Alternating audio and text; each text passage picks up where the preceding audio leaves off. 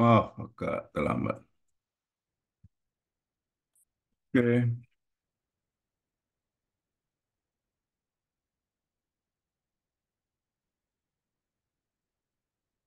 ya. Suara saya kedengeran? Terdengar, Pak. Kedengeran Pak. Wah, saya yang tadi agak kurang jelas. Ada masalah dengan mic. Oh, bentar. Sebentar, suara kedengeran ya? Kedengeran Pak. Oke, ya. Baik, masih ada yang ditunggu? Mulai aja Pak. Mau di Baiklah, kita mulai ya.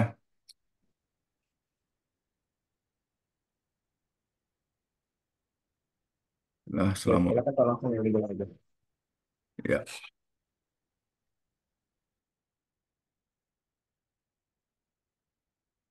baik. Terima kasih Pak Sat. Assalamualaikum warahmatullahi wabarakatuh. Selamat pagi, salam sejahtera untuk kita semua. Kita bertemu lagi di kuliah spasial untuk sipil ya, JIS untuk sipil. Nah, pagi ini saya nggak nyiapin pretest ya, apa-apa. Eh, Mudah-mudahan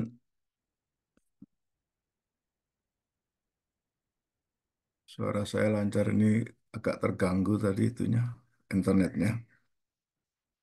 Saya share ya.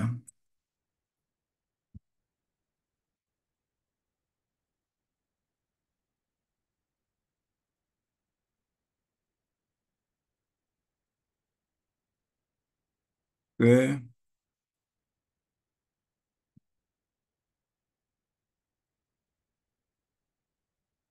sudah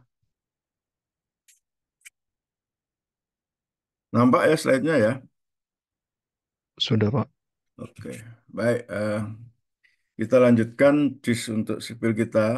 Saya akan membahas analisis spasial. Tentu pada pagi hari ini kita tidak membahas secara detail ya apa bagaimana caranya, tetapi saya lebih ingin membawa kepada saudara sekalian sebenarnya bagaimana spasial dalam teknik sipil ini bekerja ya atau digunakan gitu ya. Nah, kalau secara umum kan ini spasial ini kan eh, masuk ke dalam keilmuan geografi ya, di mana dia menggambarkan tentang bentang alam, macam-macam lah. Prosesnya, pembentukannya, ya, lokasinya, dengan suatu referensi ya. Nah, referensi geospasial inilah kemudian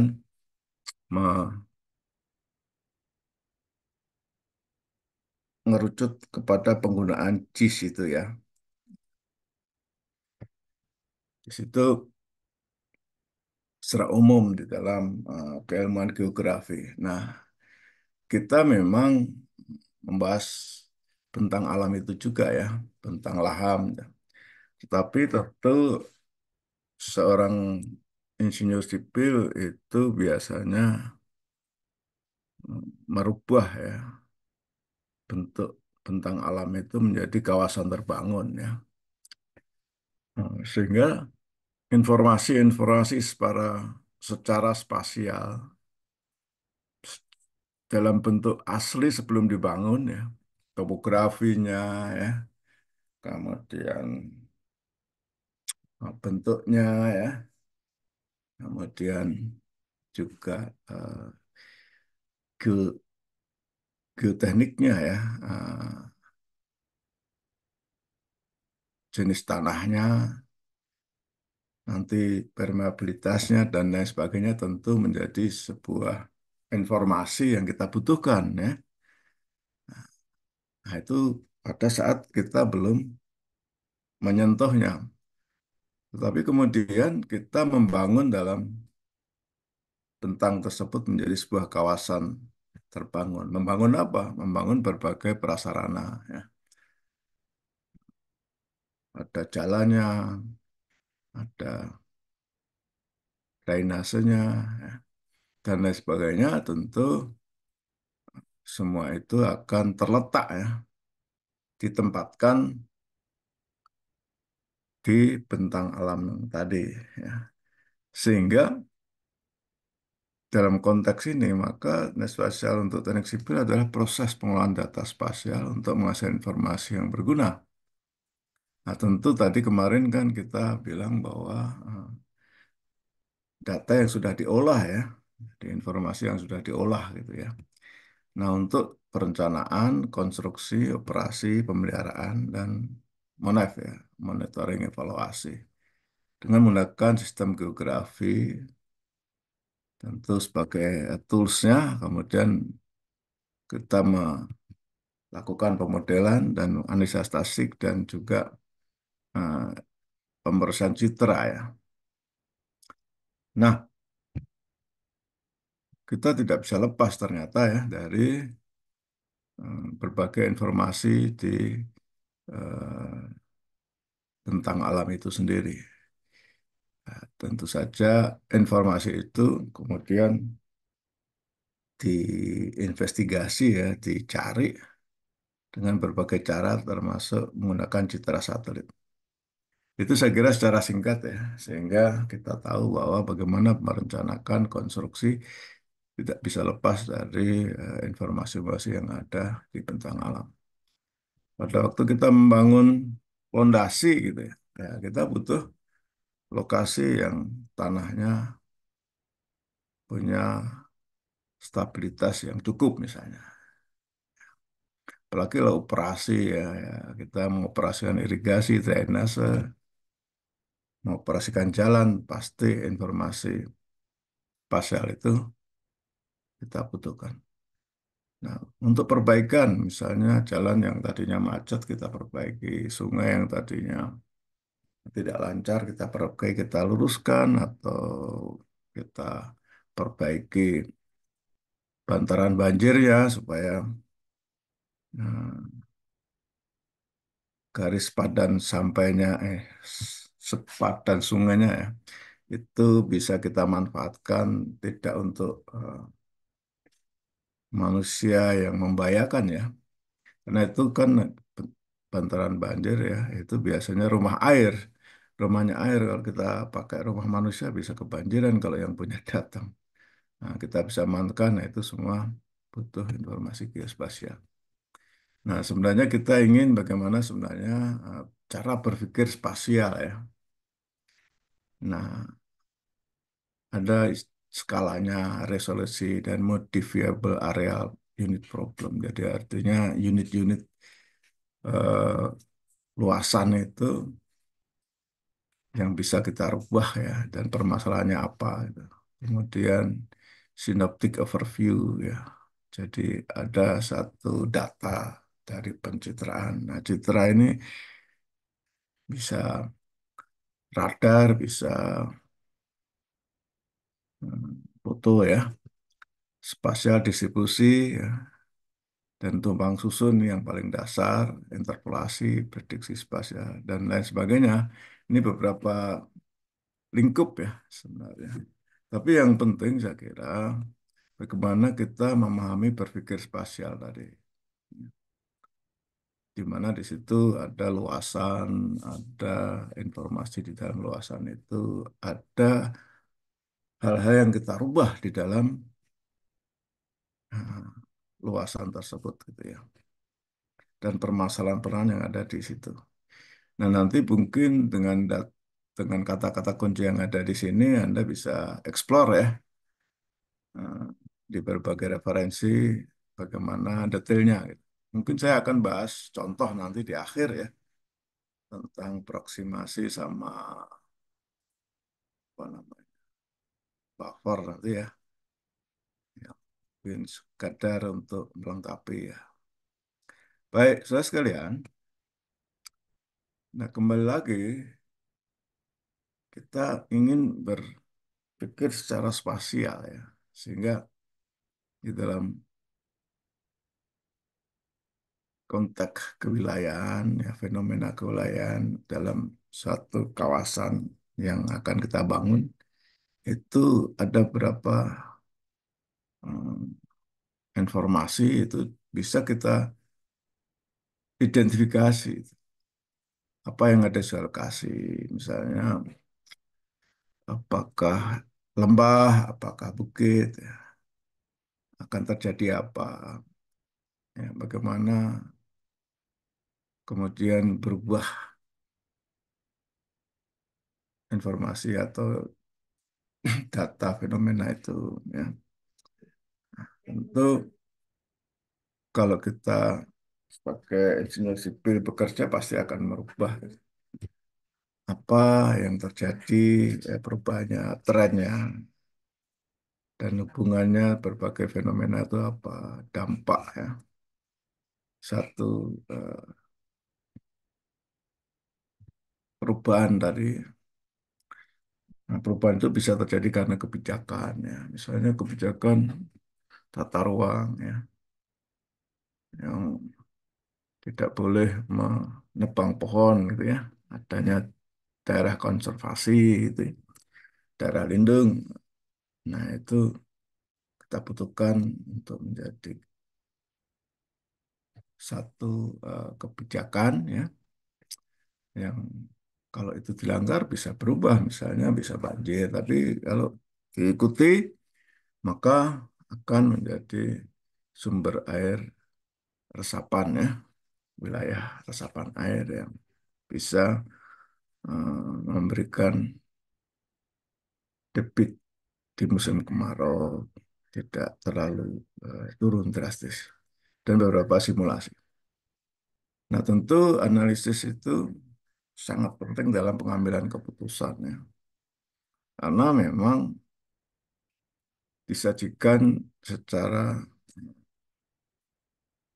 efisien, ya, oleh perangkat lunak JIS kita, ya. Nah, sehingga kita juga bisa me- mengambil satu keputusan, menyelesaikan satu masalah, ya, merumuskan satu masalah, dan apa saja segala hal yang bisa kita lakukan dalam penganalisaan spasial itu secara efisien, efektif, ya, dari data-data yang ada. Beserta setelah terbangun itu, ya, pengelolaannya, misalnya pengelolaan smart city, gitu, ya. Apakah betul tidak ada polusi, ya kan?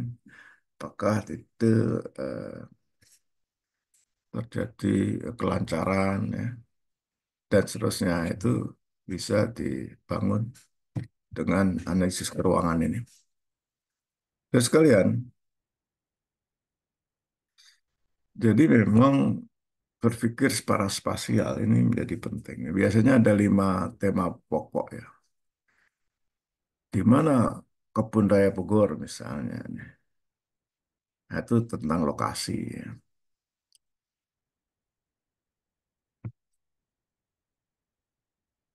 Dan ada apa di situ di lokasi itu? Ya, mungkin di tepi jalan Pajajaran atau dilalui oleh Sungai Ciliwung, ya. Jadi titik lokasi itu ada apa secara keruangan, ya. Kemudian, nah, di sini bagaimana interaksi, ya, antara manusia dan lingkungan. Nah, apakah kebun raya atau kawasan terbangun itu cukup cozy, convenient, ya. Nah, tentu saja kalau kita berikan fasilitas di dalam kawasan terbangun itu yang cukup dan berfungsi dengan baik, tidak macet, ya. Kemudian tak ada sampah, ya. Tentu menjadi tempat yang nyaman, ya. Tentu hubungan ini bisa macam-macam, ya. Apakah produktif gitu, ya. Nah, tentu di situ adakah kawasan-kawasan bisnis yang memang eh, punya akses yang mudah gitu, ya. ada jaringan kereta api, jaringan jalan, dan tempat parkir yang cukup gitu. Nah, sehingga kawasan itu menjadi satu pusat kegiatan ekonomi ya. Atau pusat pendidikan, ya, macam-macam. Jadi disitulah elemen yang ketiga itu mulai banyak analisis dilakukan ya. Kita bisa bayangkan sebuah kawasan itu kalau itu masuk di dalam wilayah perkotaan, ya orang kota atau kawasan perkotaan ini kan nggak punya kebun, nggak punya tambang ya. Maka kita mesti desain sedemikian rupa sehingga menjadi sebuah kawasan yang juga menghasilkan pendapatan daerah. Nah, ini juga penting ya. Sehingga orang senang jalan ke kota. Ya, kayak orang Jakarta, kota Jakarta malah ditinggalkan ya kalau hari Sabtu Minggu. Tapi ya sebagai pusat kegiatan jasa menjadi banyak kantor-kantor perusahaan di sana. Jadi orang banyak bekerja di sana dalam konteks sektor jasa. Ya, jadi desain kota itu juga menjadi satu hal yang menjadi perhatian di dalam teknik sipil melalui spatial thinking tadi. Nah, tadi kita bicara bagaimana movementnya ya. Jadi kalau memang di situ tempat perekonomian maka harus difasilitasi ya. Tidak hanya sekedar gedung-gedung eh, mallnya ya, tapi parkir nggak ada, macet ya, mana mau orang ke situ ya kan. Dan yang terakhir saya kira secara kewilayahan, maka kawasan itu, region itu punya satu keistimewaan apa sebagai eh, kawasan yang terbangun, sebagai lingkungan yang terbangun.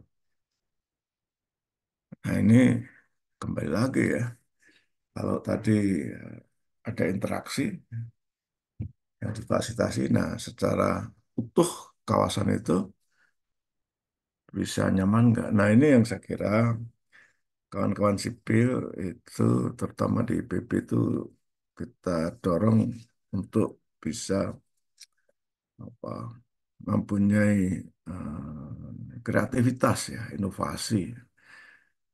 Saya kira banyak sekarang pengembang-pengembang membangun satu kota satelit ya yang hijau di misal terlepas bahwa misalnya Pantai Dakapuk itu menyalahi aturan ya, itu kan masalah kebijakannya, tapi bahwa kemudian Dakapuk itu mempunyai nilai nilai ekonomi, kemudian nilai lingkungan yang bagus itu adalah tidak lepas dari satu eh, kegiatan teman-teman sipil ya, membangun dari mulai rawa yang banyak nyamuknya menjadi satu kawasan yang nyaman ditempati. Nah, sekarang yang menempati di sana itu bisakah kita arahkan satu konsep eh, yang memenuhi banyak orang ya. Ya mungkin nggak bisa juga gitu ya. Tapi di situ tentu perencanaan wilayah teman-teman perencanaan wilayah yang harusnya bisa memberikan satu justifikasi. Nah kita membangun juga memberikan kontribusi terhadap justifikasi itu dengan membangun prasarana dan sarananya. Nah sehingga apa yang bisa kita lakukan sebagai engineers itu ya. Jadi bagaimana fenomena itu terdistribusi ya, kemudian kita perbaiki gitu ya. Nah, disitulah kita bisa memainkan ya, jadi ruang yang ada itu. Kemudian kita juga bisa memberikan satu desain skenario ya, hubungan yang menjadi lebih baik gitu ya.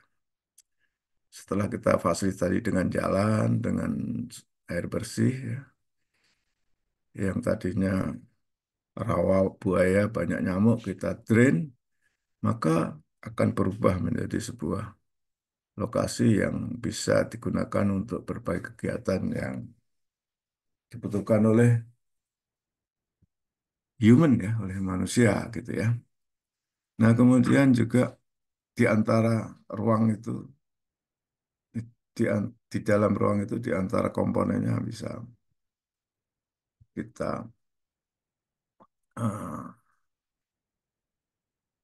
desain ya. Juga kita bisa membuat satu physical and cultural characters ya, yang spesifik. Istilah-istilah kawasan industri, istilah kawasan wisata ya, itu adalah satu karakter ya. Oh, di sana ada kegiatan industri, ada kegiatan wisata. Nah, tentu di wisata akan banyak hotel dan restoran.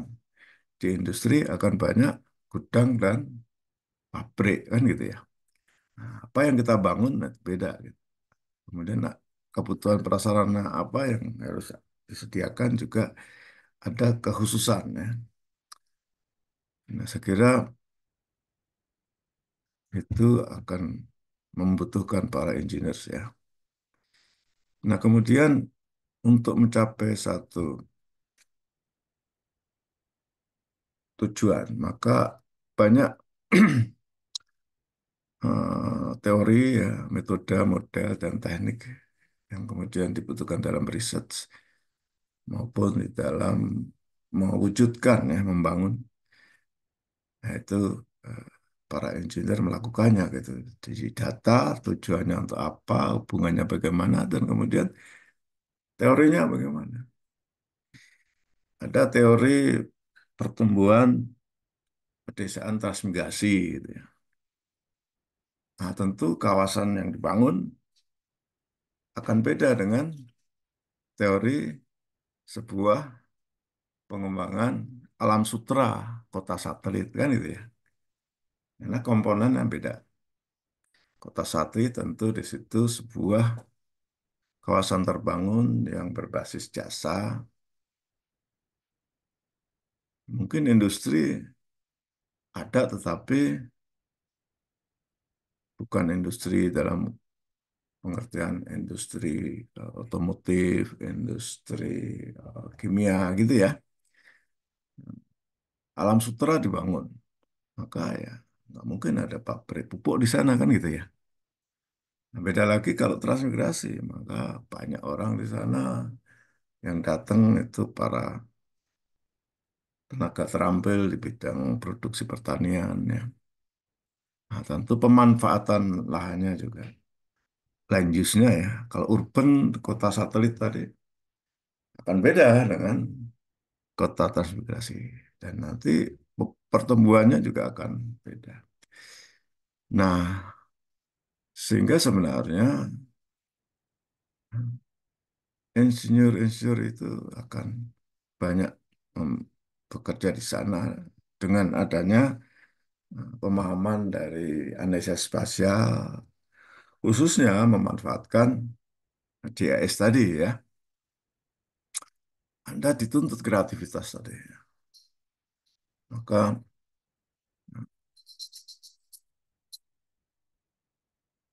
menjadi sebuah manfaat untuk kehidupan. Ini saya kira eh, ada satu perjalanan ya, teman-teman geografi ya, yang membahasnya. Dulu mungkin secara teknis ya, dengan SIG, dengan Indra Jauh sudah cukup bangga. Tetapi di dalam pemanfaatannya yang dilakukan secara terpadu, maka ternyata banyak kontribusi-kontribusi secara keilmuan yang berasal dari bukan teman-teman geografi. Karena kita tahu ya, sistem informasi geografi ya, itu memang berkembang dari teman-teman geografi. Tetapi pada saat itu dimanfaatkan dan dibaca oleh teman-teman bidang lain, ilmu lain, termasuk ilmu teknik sipil, maka banyak yang bisa terlibat. Dan ternyata sekarang SIG menjadi sebuah ilmu yang seperti ilmu statistik ya, semua pakai. Seperti ilmu komputer, hampir semua pakai gitu ya. Seperti ilmu matematik, semua pakai. Nah, kita di dalam konteks membangun satu wilayah dengan hmm, pendekatan teknik sipil, maka kita akan membahas atau berkontribusi di dalam kewilayahannya. Macam-macam. Jadi tadi kita sudah singgung ya. Jadi kita gunakan informasi fenomena tentang alam secara geografis dikemas di dalam SG itu dengan berbagai eh, prasarana-sarana yang kita bangun. Ya. Nah, ini saya kira sekedar informasi saja. Sehingga dalam pengertian ringkas ya, kita akan membahas dalam sebuah di situ. Jadi konsep ruang ya, kemudian toolsnya, tools di dalam membahas, menganalisis yaitu dengan JS tadi, dan kemudian bagaimana tools itu kita manfaatkan tadi. Yang akan memanfaatkan mungkin tergantung bidang ilmunya, sipil, kemudian pertanian, kemudian perencanaan wilayah akan memberikan satu solusi tertentu sesuai dengan kebutuhannya. Ya, kalau kita bangun prasarana sipil, ya tentu prasarana itu bermanfaat. Jangan kita bangun drainase tapinya masih banjir, bangun jalan tapinya masih macet, gitu ya. Atau kebanyakan jalannya orangnya nggak ada, gitu ya. Itulah yang bisa menjelaskan kenapa jalan tol yang isunya dulu lewat IPB nggak jadi kan sekarang. Ya karena memang secara analisis dari pengembangan wilayah secara lebih luas itu tidak cocok ya. Kalau lewat IPB nanti yang lewat ya susah kan, yang lewat jalan tol kan hanya mobil ya. Nah, existing mobil yang lewat itu ya hanya itu saja, itu datanya sudah dia simulasikan ya. Nah, itu juga simulasinya dengan spatial simulation juga tuh. Jadi perubahan daripada pertumbuhan tanah-tanah PPP itu nggak banyak berkembang, paling nambah hutan. Nah, tapi sebenarnya jalan tol ingin ada tambah mobil yang lewat. Nah, mobil akan tambah kalau ada rumah yang punya mobil. Nah, penduduk di sekitar Ciampea itu dan maka Kecamatan 2 itu ya yang menjadi basis jalan tolnya. Nah, itu nggak ada ruang baru gitu ya. Penduduknya udah banyak. Maka pindah di lokasi tanah-tanah kosong sehingga di situ bisa dibangun. Nah, kalau PPP orang-orang Ciampea orang Darmaka mau lewat tol ya harus muter sedikit gitu ya. Seperti itu.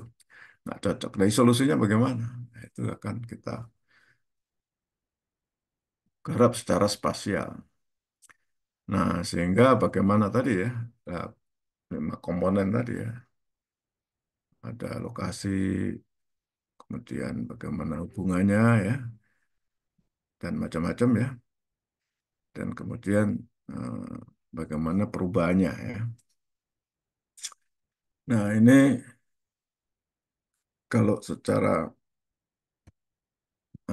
tukang insinyur mungkin Tidak perlu pikir gini. Tapi kalau Anda sebagai bagaimana insinyur bermanfaat, tidak hanya membangun jalan, tidak hanya bikin beton, tapi jadi pengembang gitu. Nah, Anda perlu memahami ilmu spasial ini. Nah, jadi dengan adanya JIS dan pemahaman tentang spasial yang cukup, maka kita mempunyai spasial perspektif yang luas ya. Nah, content knowledge-nya ini dari berbagai tujuan kita, apa saja gitu yang kita ingin bangun. Nah, tentu skill ya, mulai dari skill GIS-nya maupun skill perencanaannya akan membuat satu kompetensi yang bisa membuat efisien untuk memecahkan satu masalah dalam kawasan terbangun. Kemudian lebih kepada permasalahan yang lebih luas, lebih holistik, ya. Dan kemudian kita bisa memberikan berbagai cara tadi teknologi. Nah, tentu kita bisa juga mengembangkan JIS itu sendiri. Itulah yang tadi disampaikan bahwa dalam memanfaatkan JIS ini ternyata berbagai bidang keilmuan bisa berkontribusi. Tetapi kita mesti ingat bahwa kontribusi JIS kita bukan dalam teori JIS ya, atau teori apa ya, geomatiknya, tapi dalam penerapannya ya. Tadi kita ingin jadi kawasan terbangun betulnya lebih efektif. Apakah jalannya perlu jalan tol gitu, dan tolnya lewat mana itu kan mungkin di dalam GIS kita perlu. Nah, di situ mungkin eh, analisis beberapa analisis itu bisa kita sempurnakan, bahkan kita tambahkan algoritmanya. Ya sekalian, nah memang dalam konteks spasial ini selalulah ada statistik, interpolasi, network ya, kan kelayakannya. Tapi intinya adalah kita akan memberikan solusi, ya. Jadi berbagai proses yang akan kita analisa itu ada di dalam GIS itu sendiri ya, atau kita menambahkan satu sub sistem analisa yang kemudian nanti bisa kemudian kita tambahkan dalam program ataupun tools GIS-nya, atau kita analisis secara pisah setelah analisisnya terjadi, ada atributnya yang kita butuhkan, kita masukkan di dalam analisis GIS-nya, bisa juga begitu, bisa langsung atau tidak langsung. Nah, saya kira ini berbagai data ya, ini saya kira tidak akan ulang ya. Nah, data-data bisa dipakai secara individu maupun secara bersama ya. Dalam kasus membuat sebuah sekolah gitu ya, maka banyak pertimbangan ini. Sekolahnya itu apa, kemudian bagaimana lokasi yang kita butuhkan, LWS-nya di mana, bagaimana land use yang harus kita pilih ya, slope-nya dan lain sebagainya. Sehingga kemudian bisa dianalisis untuk memilih lokasi yang terbaik. Nah, jadi kita bisa memberikan solusi.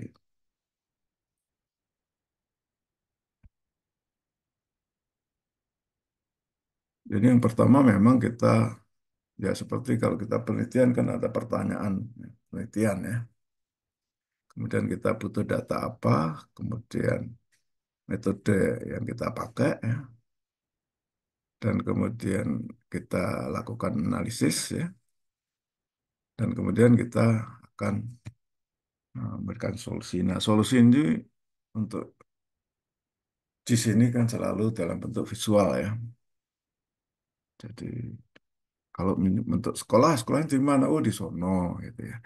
Ternyata dia harus melewati apa sungai, harus bikin jembatan, oh, harus aksesnya melalui bisa melalui jalan kereta, bisa melalui jalan tol maupun jalan umum dan lain sebagainya. Nah, itu secara visual bisa dilihat jaraknya dari perumahan berjarak berapa kilo. Kalau sekolah itu diletakkan terlalu jauh di mana-mana ya kasihan. Kalau bisa ya dia dekat dengan berbagai sekolah gitu ya. Sorry, dengan berbagai rumah. Jadi analisis lokasi itu ada di JIS-nya yang kita bisa gunakan. Juga waktu kita memilih sebuah kawasan untuk kita kembangkan, yang mana? Misalnya ada 3-4 kawasan. Wah, kalau di sini jauh semua dari mana-mana. Kalau di sini dekat jalan dan seterusnya itu bisa kita pilih dengan lakukan JIS. Nah, tadi bagaimana kita memecahkan masalah gitu ya. Ya tadi eh, di area itu ada apa, dekat dengan apa, dan apa yang terjadi di dalam area itu, dan bagaimana perubahan dalam waktu dan lain sebagainya. Ini adalah data-data yang kita bisa kumpulkan ya. Nah, kemudian kita analisa sehingga kita akan memahami lokasi tadi ya, yang paling biaya paling rendah secara bisnis akan menjadi apa namanya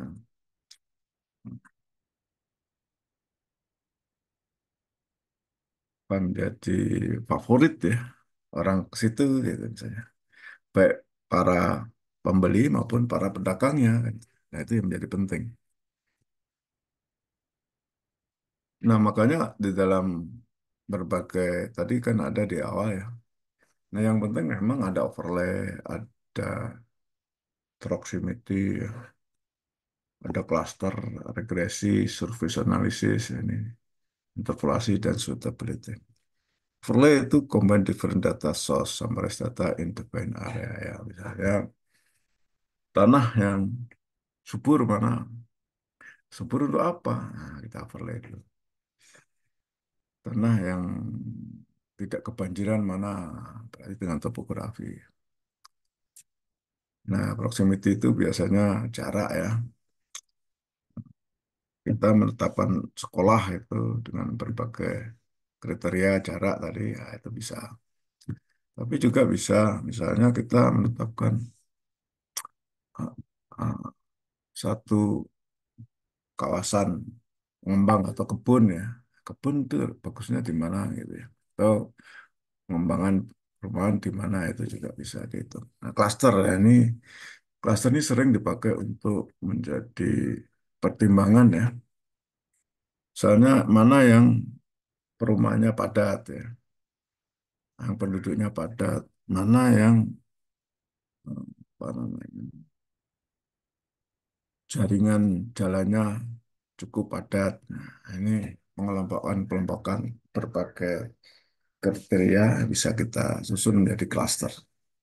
Nah, harga sih ini bagaimana akan menyebabkan satu hubungan ya, sehingga bisa menjadi kategorisasi ya. Oh, ini bunganya erat, ini tidak erat dan lain sebagainya. Nah, ini surface saya kira topografi ya. Interpolasi saya kira kita memetakan apa namanya tipe hujan itu ya. Kita interpolasi. Nah, suitability nah ini bagaimana tadi lokasi ya dengan berbagai faktor pembobat ya, itu bisa dilakukan. Nah, ini beberapa topik yang sering kita pakai di dalam eh, JIS untuk keperluan sipil.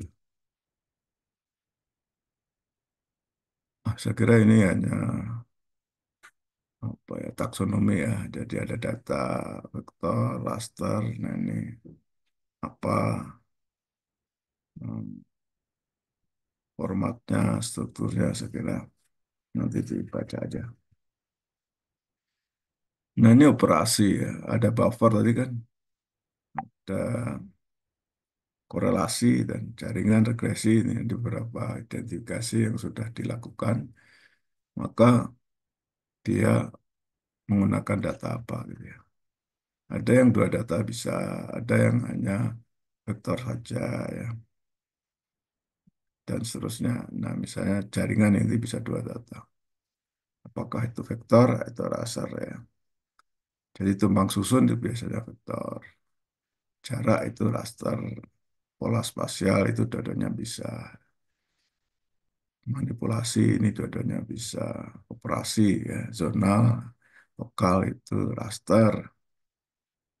Operasi tetangga itu raster. Kontinuitas, kontiguitas itu apa yang lupa saya.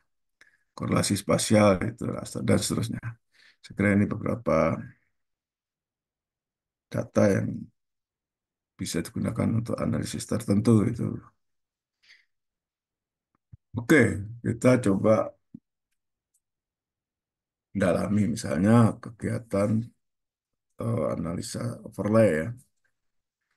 Nah, tadi overlay itu bisa vektor, bisa raster. Jadi data-data berbagai lembar, kalau dulu ya dengan kata skakir ya, maka kita bisa langsung ya dengan bantuan SIG untuk mendapatkan overlay satu data. Jadi tanah yang subur yang mana? Tanah yang subur itu adalah jenis-jenis tanah tertentu. Kemudian apa istilahnya? Yang teksturnya tertentu, yang apa mempunyai lapisan apa istilahnya humus ya, lapisan humus yang tebal gitu. Nah, itu kalau dipetakan maka akan menemukan satu overlay tertentu.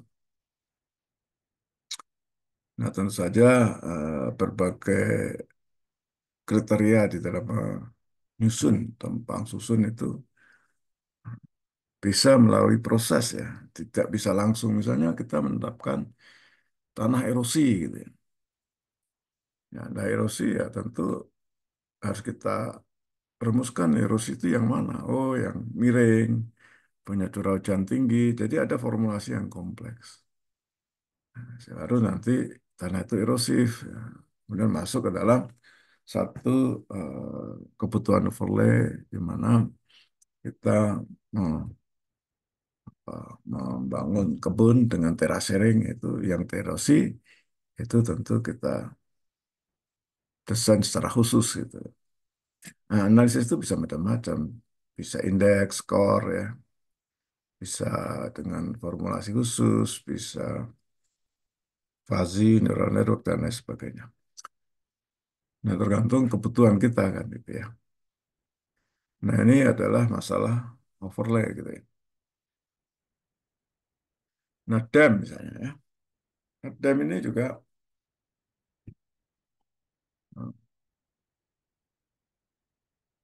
bermanfaat ya karena dia memberikan data tentang ketinggian ya. Nah, kemudian bisa memberikan kelerengan ya, kemudian arah, aliran, pola, kemudian analisis-analisis TWI ya, Topographic Wetness Index. Jadi dia mulai indeks wetness yang tinggi karena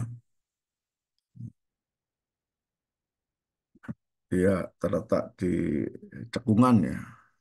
Itu bisa digunakan dari basis dam. Nah, digital elevation model ya, dan itu bisa ada primer order satu langsung dari dam, kemudian order dua mengkombinasikan atribut primer yang kemudian diproses secara spasial. Tadi erosi, indeks kebasahan, banyak. Nah, misalnya dam untuk flow accumulation. Nah, flow accumulation ini kan kita misalnya pengen tahu ya output dari suatu das itu kan pakai flow accommodation itu gimana? Tentu dengan DEM kita bisa menetapkan di mana outputnya dalam satu peta.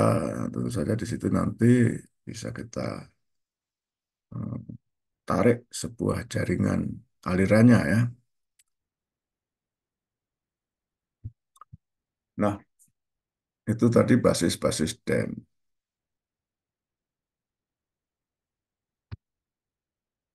Nah, interpolasi, ya, di bentuk-bentuk interpolasial nanti ada Krigger, ada berbagai karakteristik atau korelasi. Nah, ini merupakan teknik-teknik statistik ya.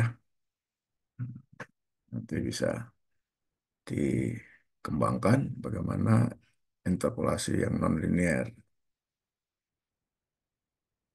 dengan pendekatan statistik. Nah, misalnya atau korelasi Kriging. Nah, ini autokorelasi kan hubungan titik-titik yang diukur di mana tergantung jarak dan arah. Jaraknya kemana, arahnya kemana. Ya, yang berdekatan itu punya kemiripan yang jauh, gitu. Tidak mirip. Sehingga bagaimana masalah jarak ya. Jadi lokasi-lokasi yang jaraknya sama itu punya beban bobot yang sama daripada yang lebih jauh.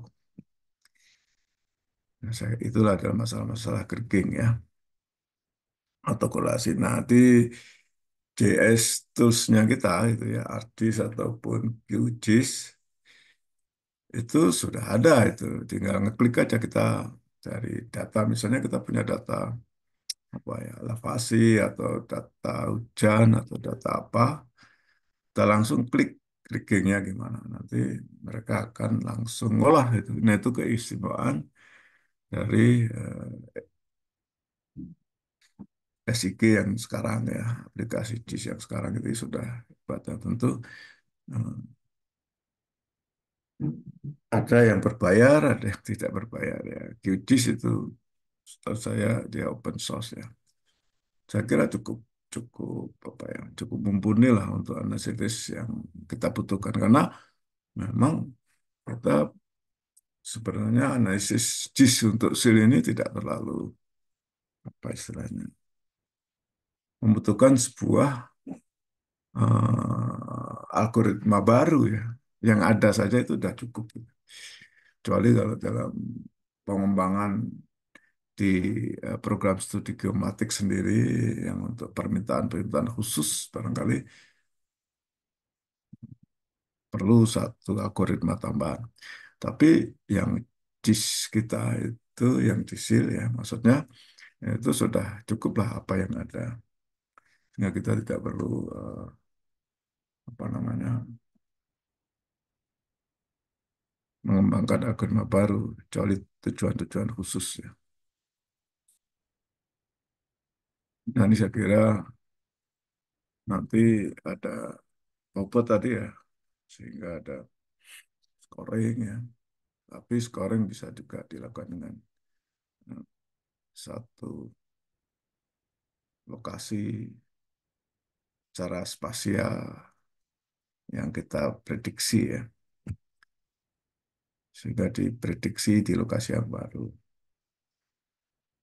Nah, virografi atau semi virogram ini juga salah satu analisis statistik yang bisa kita kembangkan dari autokorelasi ya. Nah, ini juga bisa dipilih di dalam menu atau fitur-fitur yang ada di SIG. Nah, yang sering kita dengar itu tetangga terdekat itu nearest neighborhood. Nah, ini contoh ya, satu pola. Jadi ini clustering misalnya. Ini analisis clustering yang akan kita contohkan ini. Bagaimana pemukiman itu padat atau tidak padat itu ya. Tentu teman-teman di mana? di Indomaret itu dia menggunakan analisis ini. Mana yang padat orang? Ya, kita butuh bangun Indomaret berapa titik gitu ya. Di mana itu saya kira salah satunya menggunakan analisis ini. Nah, kemudian apa namanya? Tujuan analisis tertentu itu kita tergantung tujuannya ya. Misalnya kalau kita pemukiman yang padat berarti beberapa pemukiman itu ada jaraknya ya. Dan kemudian kita tetapkan jenis pemukiman itu apa gitu. Misalnya pemukiman yang seragam yang kita tetapkan kan di dalam rumah pemukiman perumahan itu kan macam-macam ya. Itu unit-unit RT RW yang kumuh dan tidak kumuh gitu ya. Nah, kemudian kumuh itu pasti padat ya. Tidak kumuh mungkin tidak. Nah, itu ada beberapa kriteria. Nah, nanti yang mana yang kita tetapkan? Nah, itu harus kita tetapkan dulu. Nah, kemudian baru kita hitung jaraknya.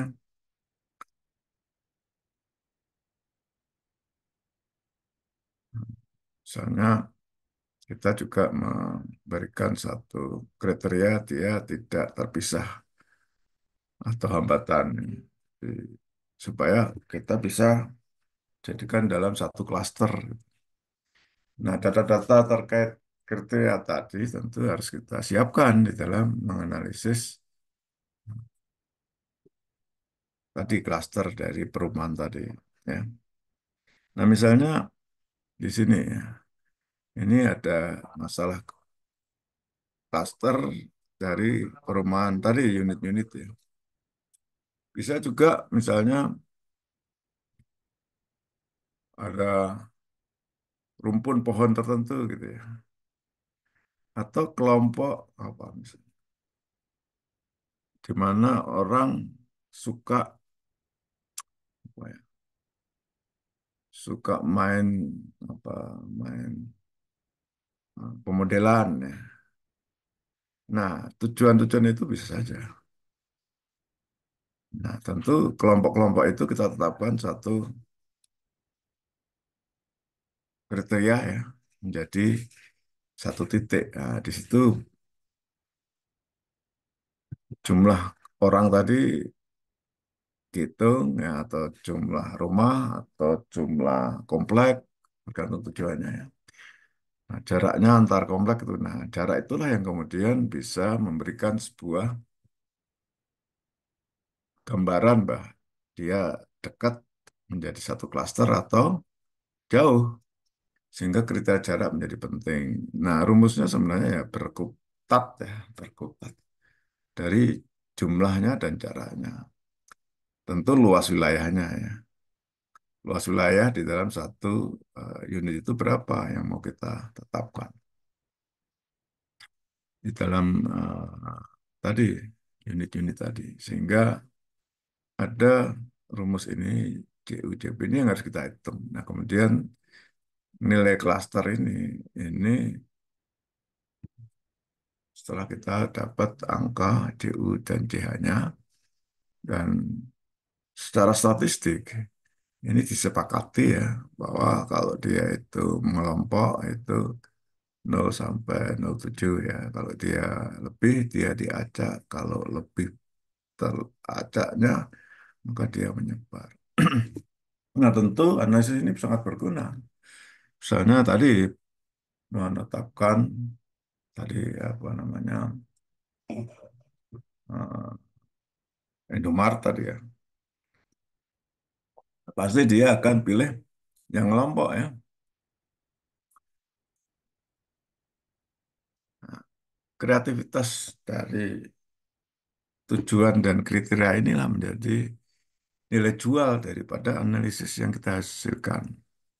Dari Anda menghasilkan satu klaster tentang tadi orang yang pintar bikin program atau orang yang suka makan bakso gitu ya. Ini bisa juga, gitu. Nah, tentu data orangnya itu ya dari statistik, dari wawancara. Nah, itulah proses daripada penyusunan datanya menjadi penting. Ya, penyusunan data menjadi penting. Tetapi tentu sesuatu yang bernilai jual yang baru itu pasti akan perlu data primer gitu ya. Kembali lagi dia akan menjadi nilai jual apa. Nah, data yang dijual itu apa? Kan gitu ya. Jadi kalau kita misalnya bisa mengidentifikasi orang yang suka makan bakso atau orang yang suka sambel gitu ya, oh, pasti di situ nanti jualan saus sambelnya laku gitu ya. Atau mungkin urban farming yang akan dikembangkan di satu wilayah. Kita klaster juga itu. Ini penduduk yang konsumsinya besar siapa gitu. Nah, mungkin kalau besar berarti misalnya ada komplek itu. Tiap rumah konsumsinya 1 bulan ada yang 5 kilo, ada yang sekilo gitu ya. Nah, kalau ada klaster yang 5 kiloan gitu, wah, berarti mungkin kita dorong komplek itu membuat urban farming ya, tanamnya apa namanya, cabai gitu ya. Nah, kembali lagi inovasi itu menjadi penting. Nah, itu kalau teman-teman pertanian ya inovasinya cabai. Tapi kalau kita sebagai infrastruktur apa coba? Nah, kan beda lagi. Maka sebenarnya kita mesti tahu apa peran sipil di dalam kebutuhan informasinya gitu ya. Nah, kalau sipil kan tadi pembangunan jalan tol tadi kan akhirnya dianalisa, wah kalau lewat situ nggak ada yang punya mobil nanti ya, tapi lama-lama kan ada ya, lama-lama berapa tahun kan gitu, karena pengembalian investasi itu kan juga ada apa, ada kriterianya lah ya. Oke, kita kasih waktu 15 tahun. Ya kalau 30 tahun ya pasti penuh mobil, tapi kan bank nggak mau kan gitu. 15 tahun dengan grace apa ya? Grace period ya, grace periodnya nggak, maksudnya nggak bayar angsuran dengan bunga ya. Itu 5 tahun. Perkiraan 5 tahun mendatang harus dengan bunga. Nah, pada saat 5 tahun mendatang itu sudah banyak apa namanya mobil yang akan lewat di situ. Ini itu satu hal yang perlu dipertimbangkan. Nah, ini rumusnya untuk satu clustering ya. Ini ada contoh perhitungan misalnya pembukaan penduduk di beberapa desa. Ini jadi kalau pemukiman ya mungkin perumahannya dikasih nomor ya.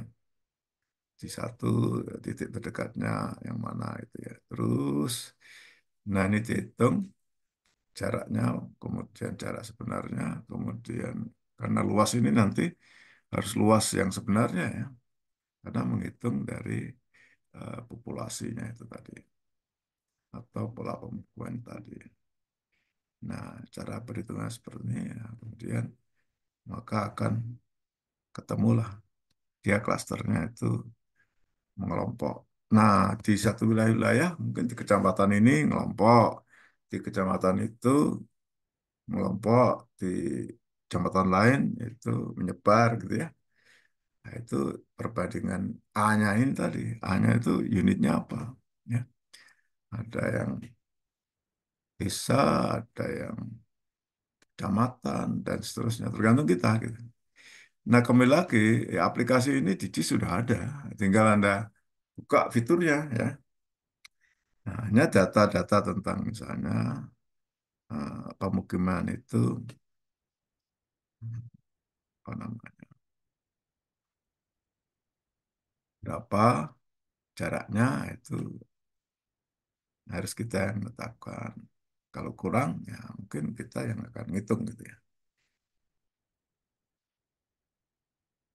Jadi misalnya yang tadi itu batas wilayah, pola sebaran, nomor urut, ukur jarak, dan hitung. Sebenarnya tidak sesederhana ini ya. Ada yang sulit ya. Ya tergantung kriteria yang kita bangun ya dari klaster yang ingin kita tetapkan. Nah, misalnya ini di mana nih ada satu analisis untuk menetapkan satu kawasan tertentu ya. Nah, jadi ada jarak ya dari jalan ini banyak ya. Kemudian maka bisa kita hitung dengan cara yang tadi ya. Nah, ini adalah perumahan di Kota Kendari ya. Ternyata dia polanya acak, mengelompok ya. Yang lain seragam gitu.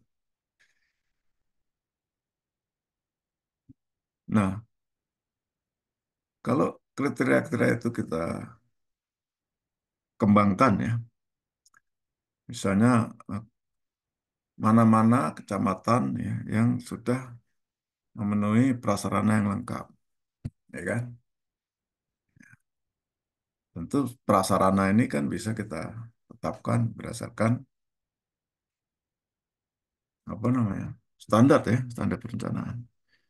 Oh, ternyata yang si A tidak lengkap, yang B lengkap, yang C lengkap, tidak lengkap, ini sangat tidak lengkap, dan seterusnya.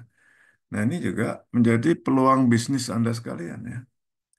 Jadi Anda nanti kalau misalnya ingin menetap di kota mana gitu ya. Karena saya mau jadi insinyur jalan misalnya.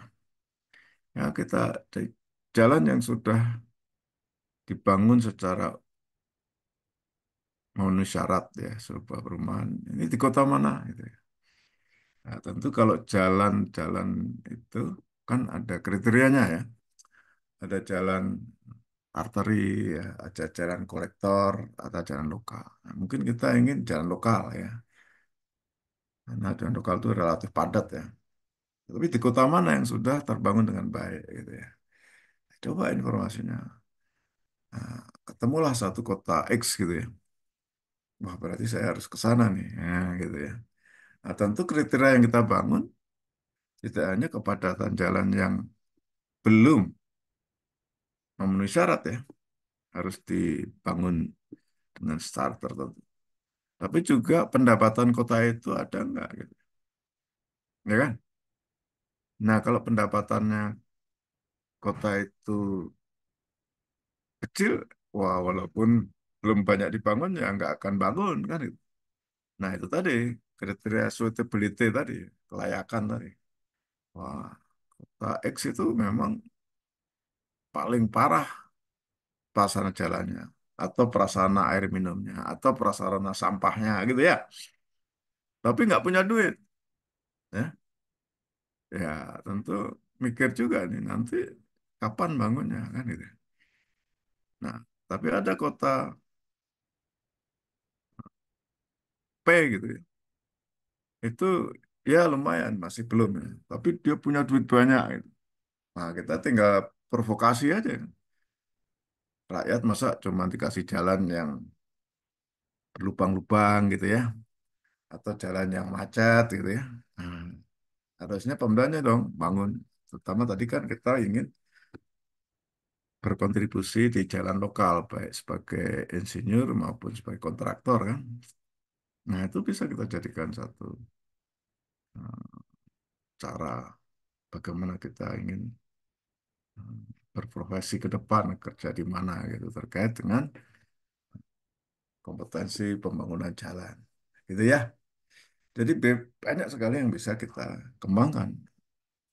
Tentu pengembangan bisnis yang berdasarkan analisa-analisa yang akurat, maka dia bisa mencuri start kan itu ya. Curi start akhirnya yang lain masih bingung di mana nyarinya. Nah, dia dengan data-data, dengan memanfaatkan GIS, udah langsung cepet seret gitu ya. Saya kira itu bisa kita bangun. Nah, misalnya dengan analisis yang kedua yang ingin saya berikan contoh, yaitu dengan buffer proximity. Nah, ini kan buffer ini kan ada satu wilayah yang kita tidak pakai atau kita pakai ya, tergantung kriteria kita. Nah, sehingga kita bisa menemukan wilayah itu pada satu jarak tertentu ya, dengan bentang kenampakan itu dengan tujuan buffer itu apa? Apakah kawasan konservasi? Ah, enggak, saya mau bikin buffer eh, milih untuk kawasan perkebunan misalnya. Nah, bisa saja. Jadi kita ingin mendapatkan suatu kawasan perkebunan yang suitable ya. Jadi kita kembangkan kriteria-kriterianya. Tentu kriteria itu yang bisa kita ukur dengan jarak. Ini salah satu contohnya ya. Tentu kriteria bisa kita kembangkan bermacam-macam dalam ini jarak. Sehingga kita ingin tahu satu provinsi itu kira-kira untuk kawasan yang kita inginkan itu ya, itu ada di mana saja. Nah, potensinya kan ada. Misalnya untuk pengembangan kawasan pemukiman kota satelit itu, di sana ada itu pola ruangnya untuk pemukiman gitu ya. Atau kita mau membangun perkebunan ya, kalau di pertanian. Ya. Atau tadi food estate. Gitu. Nah, saya kira kalau Anda nanti akan penelitian bagaimana food estate yang harus kita bangun, bisa menggunakan analisis ini. Gitu. Food estate yang kira-kira akan menguntungkan dari segi produktivitas karena tanah subur, atau dari prasarana yang nggak usah kita bangun ya, atau dari airnya yang cukup gitu ya. Nah itu kita cari loh luasnya dengan buffer ini. Tentu jaraknya di mana itu kita tentukan ya. Nah, kalau mencapai ya berarti kawasan-kawasan pertaniannya ada nggak di situ? Berarti di provinsi itu dicari. Oh ini hutan, ini kawasan pola untuk pertanian. Oh ini untuk pemukiman. Nah itu harus ada. Jadi kriteria yang tadi untuk pertanian atau untuk kawasan terbangun pemukiman dari kota satu itu kita tentukan ya. Nah kemudian karena kita ingin menetapkan satu batasan poligon, berarti kita perlu jaraknya ya. Jaraknya, oh ini harus dekat dengan sumber air atau ini harus jauh dengan sumber air, dekat dengan pemukiman atau jauh dengan pemukiman gitu ya. Atau dekat dengan apa misalnya daerah yang tidak dekat dengan banjir. Semua kriteria ini kita cari. Nah, disitulah tadi ya kreativitas dan kepekaan kita di dalam menetapkan kriteria itu menjadi penting. Sehingga kita akan mendapatkan sebuah buffer ya dalam bentuk poligon dari garis-garis. Sehingga analisis buffer itu akan menghasilkan poligon dengan jarak yang ditentukan tadi ya. Tidak jauh dari air, tidak di lembah, dan seterusnya. Ini dengan analisis buffer. Misalnya ini kawasan perkebunan. Kalau analisis butuhkan data spesial kriteria kawasan perkebunan itu apa? Oh, dia pola ruangnya untuk pertanian secara luas. Ya, itu bisa lahan sawah, bisa lahan tanda hujan, dan lain sebagainya. Nah, batasnya kira-kira apa? Berarti kita butuh yang dekat jalan dengan jarak tertentu, kemudian jarak tertentu dengan titik pusat pemukiman, ya, dan kemudian peruntukan kebunan tadi apa, land use-nya gitu ya. Tentu saja kalau untuk urban kita nggak bisa pakai gitu ya. Nah, sehingga land use ini yang cocok yang mana? Yang cocok berarti masuk ke kebunan, ke perkebunan. Tapi yang tidak cocok ya dia tidak pakai. Nah dari kriteria ini maka kita bisa bikin sebuah kawasan, gitu ya. Nah, ini contohnya ya. Ada kriteria perkebunan itu kira-kira dari jalan caranya segini, tidak terlalu jauh tapi tidak terlalu dekat. Tidak tahu ya kebunan dekat pemukiman, nah, misalnya gini. Nah ini ada alang-alang bisa, ada hutan belukar bisa. Ya. Secara kriteria berbagai land use ini berpotensi untuk perkebunan. Nah, ini harus ada datanya. Kemudian jarak ya, tadi jarak dari apa? Ini yang 100 meter kan seperti tata ruang itu 200 meter ya, bakal berubah kan tuh. Kayak kalau tadi food estate tadi supaya nggak jadi konsideran ya kita batasi 200 meter sampai berapa gitu ya. Nah dari jarak inilah yang kemudian kita bisa membuat satu batasan untuk kawasan yang kita inginkan.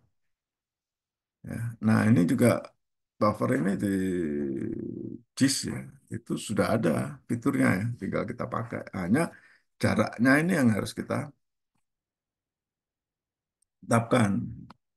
Apakah 100, apakah 200. Nah, ini 3.000, 3 kilo, supaya ya tidak jauh dari jalan juga kan. Atau berapa. Dan apakah apa hutan nggak boleh, ya. Kalau kebun-kebun area penggunaan lain boleh gitu ya. Nah ini kita yang tetapkan. Nah dari semua ini maka kita bisa membuat buffer untuk kawasan yang kita inginkan. Nah ini misalnya, jadi ini plannya di sini ketemu luas ya. Di sini sedikit-sedikit. Wah, kalau ini terlalu kecil, nggak bisa lah. Yang ini lumayan. Nah, ini luasnya 3.000 hektar, ya 2.500. Oh, ini 10.000 sampai 25.000 gitu ya. Dari wilayah provinsi itu. Sehingga kita bisa tahu. Nah, ini juga bisa. Jika food estate juga bisa. Kalau Anda misalnya nanti mau ikut menjadi timnya food estate Prabowo gitu. Pak Yanuar pernah diminta rapat 2 kali atau 3 kali di Kementan itu membahas tentang food estate di Irian. Ternyata dia plus 1 juta itu. Nah, kita mencoba membuat kriteria tadi ya, tahan apa saja gitu ya. Jadi di sini kan, ini ya hutan, nah, hutannya apa? Ternyata hutannya hutan lindung kan kita keluarkan. Dari 1 juta yang ada itu ketemunya cuma 100.000 hektar. Ya pusing lah Pak Prabowo ya. Saya menambahkan saja. Nah, ini sumber airnya yang ini gak sulit ya harus kalau mau sawah beririgasi kan harus tapi investasinya berapa gitu ya. Jadi eh, geomatik ini di teknik sipil ini saya kira tidak bisa kita tinggalkan ya. Makanya keunggulan di IPB ini kita punya divisi geomatika, tapi tidak mengembangkan ilmu geomatiknya, tapi kita mengembangkan terapannya, terutama untuk berbagai pembangunan kawasan terbangun ya. Nah, kawasan terbangun itu bisa kota, bisa desa, bisa sawah, bisa industri dan lain sebagainya. Terus sekalian, saya kira memang hari ini kenapa saya nggak buat soal atau nggak karena memang saya harus ke Jakarta segera gitu. Mudah-mudahan bermanfaat. Saya akan share. Nah, silakan yang ingin bertanya ya. Ntar saya share.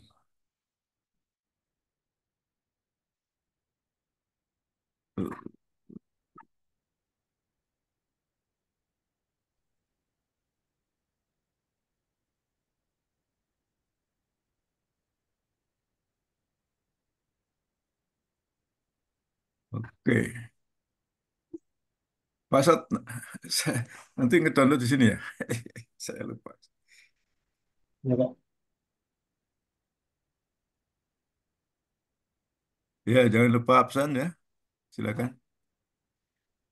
Ya, saya kira ini minggu keempat ya. Sudah mulailah paham ya. Sehingga minggu berikutnya, apalagi nanti Pak Yuli lebih ke teknis ya di dalam membahas aplikasi JIS. Tadi dua sampel tadi saya kira juga sudah cukup. Itu yang sering kita manfaatkan ya, buffer itu menetapkan lokasi. Kemudian tadi apa namanya, clustering itu juga untuk menentukan kriteria-kriteria itu sering kita gunakan.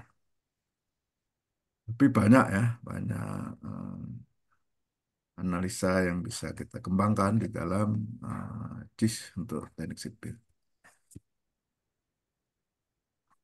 Mungkin kalau minggu depan kita boleh ketemu ya, supaya semangat kalau masih ada kesempatan. Jadi minggu depan mau offline, Pak. Ya. Ya, insya Allah sih outline ya. Memang hari ini saya ada rapat, jadi takut. Tapi katanya minggu depan ada itu. Udah keluar kan Ini tanggal izin berapa nih?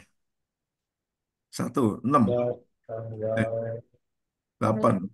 Anu 9. Selasanya saya, Selasanya. Oke. Selasa, Rabu, Kamis itu saya ke Kalsel itu apa? Uji coba SNI Tata Air Mikro di Rahan Rawa. Menarik sih. Mm-mm. Kemarin saya dengar dari Pak Akmal, alumni kita juga yang lagi S3 di Oh iya Jakarta. itu. Ya. Ya akhirnya kan tetap hari Rabu ya. Eh Tanggal iya, 11. tesnya. Ya, tanggal 11. Pak Adas bilang ya Pak Yanuar online boleh deh katanya. Ya wis. Iya, tadinya cari-cari alternatif nanya ke saya. Hmm.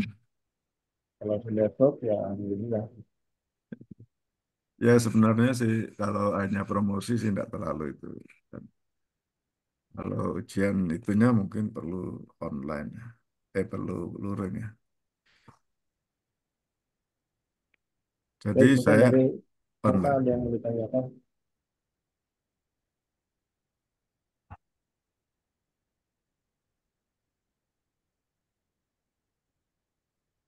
Baik, kalau tidak ada ya, saya kan nggak ada tes nih, tapi saya ingin ada tugas. Ya, jadi Anda nanti email ke saya. Anda cari di berbagai jurnal di reference ya, tentang analisa eh, JIS ini untuk sipil ya, seperti yang tadi saya ada contoh kan tadi untuk kawasan perkebunan atau untuk pengembang atau apapun ya. Satu jurnal tapi Anda bikin semacam resume ya. Jadi tidak hanya nyetorkan apa namanya papernya, Anda sudah pelajari ya, diringkas, kira-kira metodenya apa, pertama tujuannya apa, metodenya apa ya, tolong dicatat ya. Jadi tugas untuk mencari semacam makalah atau jurnal. Ini sekaligus kan Anda kan S2 ya, pasti akan banyak berurusan dengan jurnal. Jadi makalah yang terkait dengan analisa JIS untuk bidang sipil ya. Termasuk kawasan perkebunan. Ini kawasan perkebunan itu pasti berimpitan ya dengan teman-teman pertanian ya. Ilmu tanah juga melakukan, tapi tentu eh, kita akan melengkapinya kalau dia hanya menetapkannya. Nah, jadi nanti setelah ketemu di resume ya, metodenya apa, kemudian outputnya apa, ada satu PR, bukan PR, atau tambahan bahasan, yaitu kira-kira prasarana sipil yang terkait dengan output itu perlu apa? Paham ya? Apa saya mau cek salah satu nih. Ketua kelas siapa?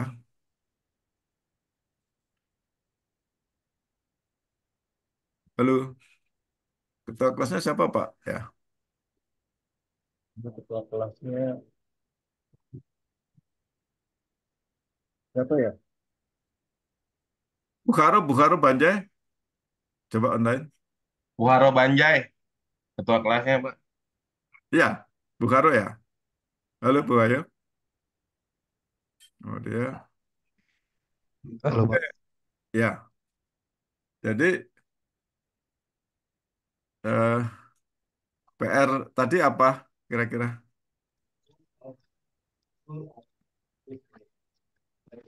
Halo. Wah, Iya, Pak. PR tadi untuk cari aplikasi GIS untuk sipil, kawasan perkebunan, bukan hanya, meresume ya, tujuan, bukan hanya kawasan kemudian pertemuan. gimana, Pak? Saya ulang ya. Saya ulang dicatat ya. Jadi PR-nya Apa adalah namanya, mencari ya bikin parameter-parameter nggak bisa. Ya ya, ikut aja nanti supaya bisa dipertanggungjawabkan. Ya. ya. Kemudian Oke ya, saya ulang supaya lebih ringkas ya. Mencari paper makalah di jurnal yang berhubungan dengan aplikasi JIS ya. Nah, khususnya yang ada kaitannya dengan pengembangan kawasan karena di sini kan spasial ya dengan kawasan ruangan gitu ya. Nah, itu nanti diringkas ya, dalam bentuk slide aja deh. Jadi papernya apa nanti di-share ke saya, kemudian slide-nya mungkin perlu 5 slide misalnya. Itu tujuannya apa ya, judul tujuannya apa, kemudian metodenya, analisisnya menggunakan apa, outputnya apa, ya. Yang terakhir, kira-kira kalau itu dibangun, analisanya itu butuh prasarana apa, gitu ya. Jadi kita nggak bangun kriteria, hanya menambahkan. Misalnya dia tadi ke kawasan, penetapan kawasan apa tadi, food estate itu, atau kawasan kota satelit gitu ya. Dia hanya biasanya kalau teman-teman perencanaan ya atau teman-teman pertanian itu ya bentuk kawasannya saja ya. Nah, tapi kita kan harus melengkapi prasarannya apa. Jadi Anda tambahkan dari output kawasan itu kira-kira kebutuhan prasarannya apa sehingga kawasan itu menjadi kawasan yang berfungsi. Gitu ya, Bu Karo dan lain-lainnya ya. itu Iya, Pak. Ini sengaja nggak saya tulis, saya pengen tahu juga. Ya, mencari dan mereview resume jurnal, isinya tujuannya apa, metodenya apa, outputnya apa, dan kebutuhan prasarana supaya itu berfungsi sebagai kawasan terbangun itu apa. Gitu ya. Sengaja nggak saya tulis supaya kalian kuliah tuh memperhatikan juga kan gitu. Eh, Baik, kalau tidak ada pertanyaan, saya akan mengakhiri. Mohon maaf kalau ada yang kurang. Sampai ketemu minggu depan. On apa luring ya, ketemu buka. Udah kangen saya sama Bu Haro juga ya. Dasinya tuh ganteng ya. Makasih, Pak. Ya, cukup ya. Nanti minggu depan sebelum kuliah itu harus sudah di Pak, izin, Pak. Untuk ya, deadline-nya gimana, Pak? apa tuh? Ya itu sebelum kuliah ya. Sebelum kuliah harus sudah setor gitu sehingga nanti di kuliah akan saya review sebentar. Oh, berarti minggu depan ya, Pak? Iya, minggu depan. Baik, terima kasih, Pak. Yuk, sama-sama. Baik, saya cukupkan. Assalamualaikum warahmatullahi wabarakatuh. Saya kembalikan ke Pak Sat. Waalaikumsalam. Waalaikumsalam Waalaikumsalam warahmatullahi warahmatullahi wabarakatuh. wabarakatuh. Waalaikumsalam warahmatullahi Waalaikumsalam wabarakatuh. warahmatullahi wabarakatuh. Ya, demikian. Terima kasih Pak Wenar atas penyampaiannya dan tugasnya. Itu penting sekali saya kira. Mohon dikerjakan ya. Eh, minggu depan sebelum kita mulai kuliah luring, sudah ada bisa Januar ya, pengakunya. Kita cukupkan untuk pagi ini. Terima kasih. Warahmatullahi wabarakatuh. Selamat pagi. Waalaikumsalam Oke, warahmatullahi Waalaikumsalam saya warahmatullahi wabarakatuh. pamit ya. wabarakatuh. Ya, Pak. Waalaikumsalam. juga